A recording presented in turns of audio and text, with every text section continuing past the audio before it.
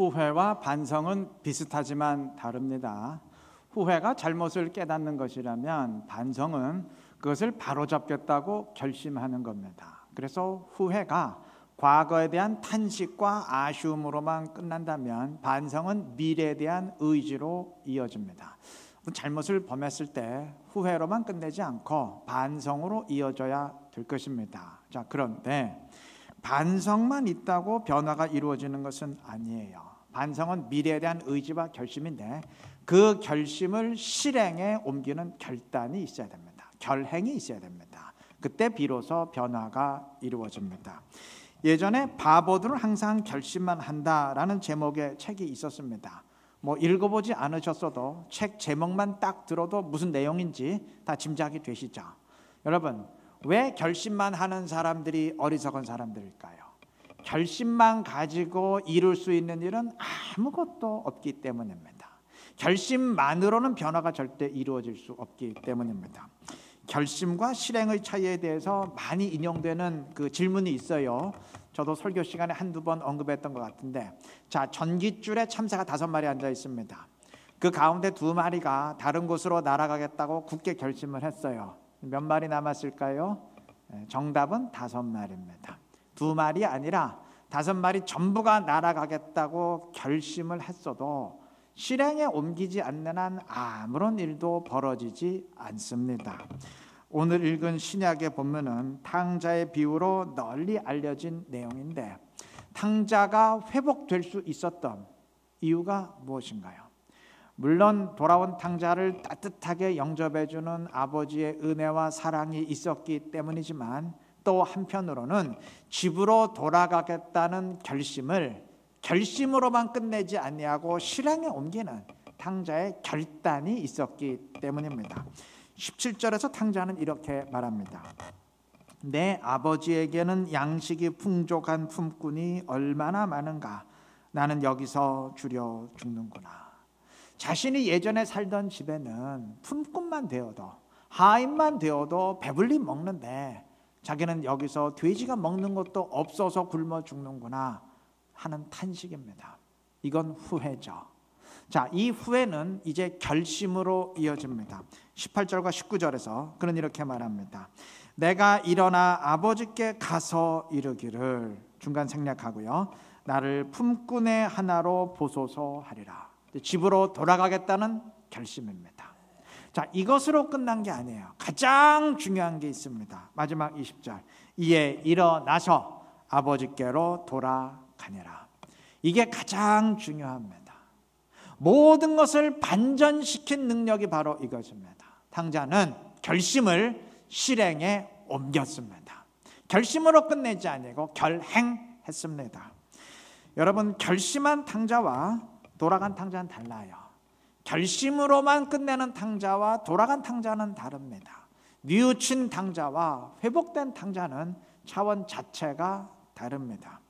만약 후회와 결심으로만 끝났다면 아무런 변화도 일어나지 않았을 겁니다. 마음의 변화는 일어났을지언정 실제적인 변화는 아무것도 없었을 겁니다. 다시 말하면 뉘우쳤건 안 뉘우쳤건, 결심을 했건 안 했건 그게 전부라면 결국 그게 그거라는 말입니다. 아무런 차이가 없다는 얘기예요.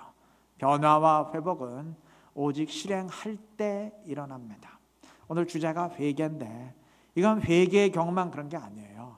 신앙생활의 모든 부분에 적용되는 원리입니다. 주님은 열매로 알리라 하셨습니다. 아니, 왜 오직 믿음으로 구원받는다 해놓고 또 열매로 알리라 하시는가? 여러분, 열매만이 진짜 믿음이기 때문입니다. 예를 들어서 내가 주를 위해 헌신하겠습니다. 아주 눈물로 굳게 결심했어도 그게 끝이라면, 그걸로만 끝낸다면 그건 믿음 아니에요. 결심한 대로 실행해서 정말 주를 위해 헌신할 때 그게 진짜 믿음이겠죠. 내가 맺은 헌신의 열매만큼, 오직 그만큼이 믿음입니다. 내가 주를 위해 기도의 제단을 쌓겠습니다. 그 말로만 끝낸다면 그건 믿음 아니죠. 정말 기도의 제단을 싹 할 때 그게 진짜 믿음 아니겠습니까? 내가 말씀으로 순종하며 살겠다, 혈서를 쓰며 맹세했어도 진짜 순종하지 않으면 그 믿음 아니죠. 순종하는 만큼, 정말 말씀대로 순종하는 만큼, 오직 그만큼이 진짜 믿음입니다. 우리가 탕자가 되어서 물론 안 되겠지만 탕자에게서도 배울 게 있어요. 결심으로만 끝내지 아니하고 실행하며 결단하는 모습, 그것만큼은 배워야 될 줄로 믿습니다. 그렇게 하시기를 바랍니다. 그래서 항상 결심만 하는 어리석은 사람이 아니라 실행을 통해서 변화와 회복 그리고 성장을 이루어 갈 수 있는 지혜로운 우리 모두가 되시기를 바랍니다. 그리스도인들 가운데 회개의 필요성을 부인할 사람은 아무도 없을 터인데, 그럼에도 회개를 꺼리게 되는, 회개를 주저하게 되는 이유가 있습니다. 회개하고 돌이켜도 그것을 지속할 자신이 없을 때 주저하게 됩니다. 여러분, 회개의 대상은 두 가지예요. 끊어버릴 것, 끊어버리는 것, 그것만이 회개가 아니에요. 순종해야 되는 것, 순종하지 못했던 것, 헌신하고 열심을 내야 되는데 그렇게 하지 못했던 것, 그것도 회개의 대상입니다. 자, 어쨌든 회개를 주저하는 이유는 그것을 지속할 자신이 없을 때 주저하게 돼요. 당분간은 불순종을 끊어버릴 수 있을 것 같은데, 당분간은 열심을 내서 순종할 수 있을 것 같은데 계속 그렇게는 할 수 없을 것이다 생각될 때 하나님을 더 화나게 만들까 봐 회개를 주저하게 됩니다. 여러분, 인간의 경우라면 그 생각이 맞습니다. 예를 들어서 사람에게요, 어떤 잘못을 했어요. 그 다음에 이제 그 잘못을 사과하고 다시는 그러지 않겠다고 돌이켰어요. 그래놓고 또 얼마 못 가서 똑같은 잘못을 저지르고 아이고 미안합니다 사과하고 돌이켜져요. 그 다음에 또 똑같은 잘못을 저지르고, 자꾸 이렇게 되면요, 이거는 사과를 안 하니만 못해요. 이거 상대를 더 화나게 하는 것밖에 안 돼요. 당신 나하고 장난치자는 거요? 이거밖에 안 됩니다. 그런데 하나님의 경우는 다릅니다. 하나님은 우리 인간의 연약함을 다 감찰하시는 주님입니다. 때문에 자신 없어도 내가 끝까지 그렇게는 못할 것 같은데 자신이 없어도 일단 돌이켜야 됩니다. 여러분, 오늘 목욕하면 이제 평생 목욕 안 해도 되나요? 오늘 목욕해도 또 며칠 지나면 또 때가 끼고 더러워지죠? 그럼 평생 목욕 안 할 겁니까? 어차피 더러워질 건데. 오늘 방안을 깨끗이 청소하고 닦아도 며칠 지나면 또 더러워지죠? 그럼 평생 안 닦을 거예요? 어차피 더러워질 건데. 오늘 밥 먹어도 내일 되면 배고프죠? 안 드실 겁니까? 이거 어차피 먹어도 또 배고플 건데 뭐하러 먹나? 그럼 평생 굶어 죽을 겁니까? 아니죠. 내일 더러워져도 오늘 치워야죠. 오늘 또 먹어야죠. 영적으로도 그렇습니다. 다시 집을 나가는 탕자가 되더라도 일단 오늘 돌아가야 됩니다. 설령 내일 또 넘어지는 일이 있더라도 오늘 일어서야 됩니다. 오늘 돌이키고 일어서야 됩니다. 그래야 다시 넘어지지 않을 성령의 힘을 공급받게 될 것입니다. 자, 회개를 미루는 또 하나의 이유가 있어요. 아마 이것이 가장 흔한 이유일 것 같은데, 회개 안 해도 별 이상이 없는 것 같아요. 여러분, 탕자의 경우는 그렇지 않았습니다. 집을 떠나니까, 아버지께 범죄하니까 현실이 극히 힘들어졌어요. 나중에는 돼지가 먹는 것도 없어서 못 먹을 정도로 극심한 고난이 찾아왔어요. 이렇게 되다 보니까 정신을 차리지 않을래야 않을 수가 없게 되었는데, 우리의 경우는 그렇지 않은 경우가 훨씬 더 많습니다. 불순종하는데 별 이상이 없어요. 불순종했다고 하늘에서 벼락이 떨어지는 것도 아니고, 열심을 내지 않았다고 사업이 당장 망하는 것도 아니고, 아무 이상이 없는 것 같아요. 물론 신앙 양심의 가책은 조금 있지만 그것도 시간이 지나면서 점점 엷어지거나 어떤 그것 자체도 없어요. 그러다 보니까 돌이켜야 될 필요성을 별로 못 느낄 수 있는데, 우리가 명심할 사실이 있습니다. 물론 구약시대에는 하나님이 불순종하는 그의 백성 이스라엘을 아주 눈에 보이게 징벌하고 치셨지만 오늘날은 대부분의 경우 그렇게 하지 않습니다. 또 반대로 구약시대에는 이스라엘이 순종할 때 눈에 보이는 물리적 복을 쏟아 부으셨지만 오늘날은 대부분의 경우 그렇게 하시지 않습니다. 자, 그러다 보니까 불순종해도 물리적 징벌이 없어요. 하나님이 치질 않아요. 그러니까 안도하게 되고, 아니 오히려 영적인 범죄를 저지르는데도 뭐 징벌은커녕 오히려 승승장구하기도 해요. 그러니까 뭐 만족하게 되는데, 여러분 우리가 명심해야 됩니다. 사실은 지금 이 시대가 하나님이 더 무섭게 징벌하는 시기임을 알아야 됩니다. 반대로 지금은 신실하게 주님을 순종하는데도 구약처럼 물리적 복을 즉각 내리지 않기 때문에 좀 실망하기 쉽고, 정말 신실하게 주님을 섬기고 말씀대로 따라가는데도 어떤 경우는 그 고난의 터널을 통과하게 되기 때문에 원망이 나올 수 있지만 명심해야 돼요. 지금 이 시대가 사실은 영적인 눈으로 보면 하나님이 더 크게 축복하는 시대임을 알아야 됩니다. 신앙생활의 많은 부분에서 하나님은 그 구약시대 때 물리적인 방법으로 먼저 예고편을 주신 다음에 신약에서 완성품을 주셨습니다. 예를 들어서 구약의 혈통적 이스라엘은 그것의 완성인 신약의 영적 이스라엘, 하나님 나라의 예고편이었어요. 또 구약 이스라엘이 하나님과 함께 하심으로, 하나님의 함께 하심으로 이방 대적들과 싸워 이긴 그 물리적 전쟁의 승리는 오늘날 우리가 하나님의 함께 하심으로 싸워 이기는 영적 전쟁의 승리의 예고편이었습니다. 하나님의 축복과 징벌 역시 마찬가지예요. 구약 시대 때 하나님이 눈에 보이게 내리셨던 그 물리적 복이나 징벌은 오늘날의 그 영적인 복, 영적인 징벌의 예고편이라 보면 될 것입니다. 하나님이 오늘날은 뭐 예전처럼 불순종했다고 뭐 땅을 갈라서 묻어버리거나 재앙으로 죽이시거나 그렇게는 하지 않으세요. 그 대신 더 무섭게 징벌하십니다. 그것은 하나님이 우리의 영적 관계를 끊어버리십니다. 그 옛날 사울 왕을 포기하고 버리셨듯이 너는 내 백성 아니다, 나는 더 이상 너의 아버지가 아니다, 관계를 끊어버립니다. 등을 돌리십니다. 이거는 물리적 징벌과는 비교할 수도 없는 정말 무시무시한 재앙입니다. 또 반대로 지금은 뭐 탕자가 돌아왔다 그래서 송아지를 잡고 잔치를 베풀진 않으세요. 구약시대처럼, 특히 사사시대처럼 그의 백성이 회개하고 돌이켰다 그래서 이방 대적들을 즉각 물리쳐 주지는 않습니다. 지금은 뭐 순종한다 그래서 물리적 복을 즉각 내리는 시대는 아니에요. 그 대신 하나님은 더 큰 복을 내리십니다. 이제는 하나님이 물리적 선물을 보내는 차원을 넘어서 하나님 자신이 직접 우리에게 오십니다. 이제는 선물을 주시는 게 아니고 하나님 자신을 우리에게 직접 주십니다. 이것은 물리적 복과는 비교할 수 없는 정말 엄청난 축복입니다. 믿음의 눈으로 이러한 영적 현실을 보아야 됩니다. 여러분, 이러한 영적 현실을 깨닫지 못하고 믿음의 눈으로 보지 못하고 그냥 눈에 보이는 육신의 눈으로만 보면 이건 뭐 회개 안 한다 그래서 뭐 아무런 징벌도 없고, 또 반대로 회개하고 돌이키고 순종한다 그래서 뭐 아무런 변화도 없는 것 같고 그렇게 느껴질 수 있지만 사실은 어마어마한 일들이 벌어지고 있음을 우리가 믿음으로 인식해야 될 것입니다. 이러한 영적 현실을 깨닫기 위해서는 성숙한 믿음이 필요합니다. 믿음의 눈을 뜨지 않으면, 성숙한 믿음이 없으면 깨닫기 힘들어요. 그래서 하나님은 처음에는 구약시대에는 아주 수준 낮은 차원에서 눈에 보이는 물리적 방식으로 복과 징벌을 내리신 겁니다.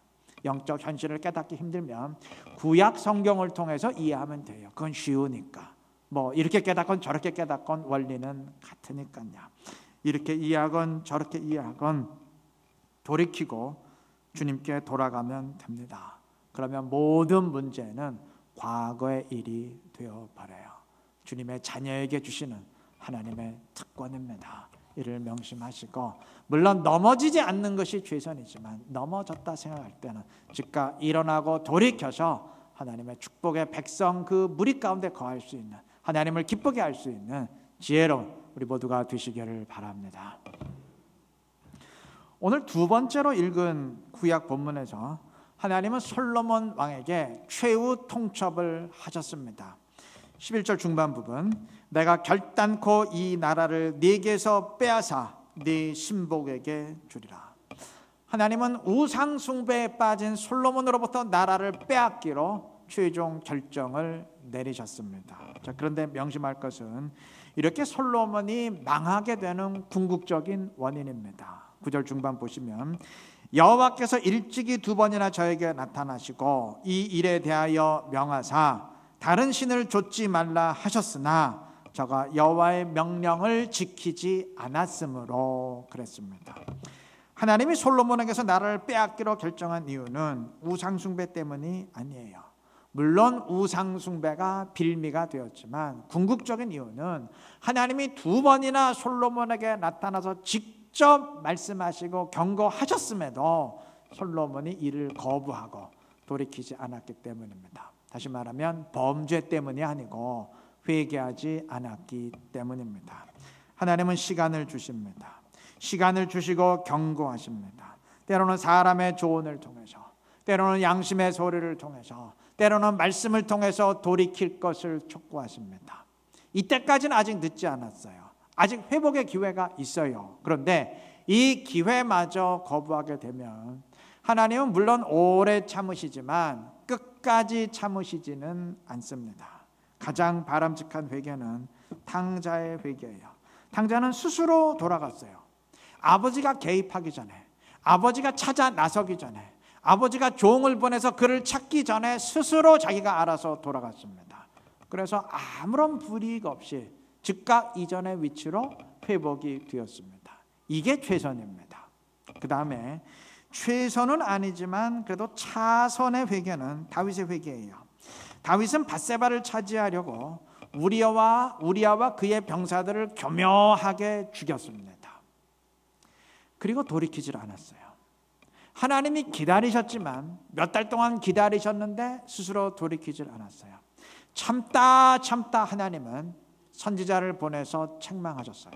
다윗은 그때 돌이키며 철저히 회개했습니다. 물론 탕자처럼 스스로 알아서 돌이키진 않았지만 그래도 하나님이 개입하시니까 즉각 회개했어요.